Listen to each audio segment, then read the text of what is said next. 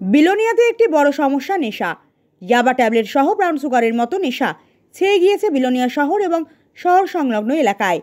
এই নেশাখোর এবং নেশা বিক্রেতাদের ধরতে কাজ করে চলেছে পুলিশ প্রশাসন।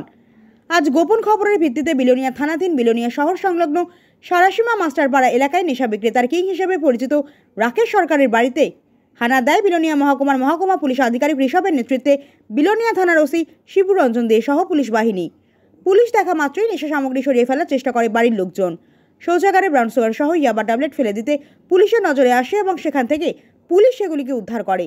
এছাড়াও বাড়ির এবং বাড়ির সংলগ্ন জঙ্গলি তল্লাশি চালিয়ে প্রায় 3050টি ব্রাউন সুগারের খালি কৌটো উদ্ধার করে পুলিশ।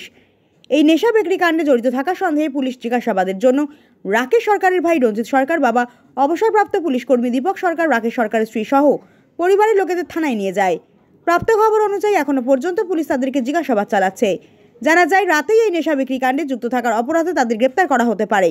এই বিষয়ে এক্সিকিউটিভ ম্যাজিস্ট্রেট তথা ডিসিএম সুকান্ত দেকে পাশে নিয়ে বিস্তারিত তুলে ধরেন বিলোনিয়া থানার ওসি শিবরঞ্জন দে।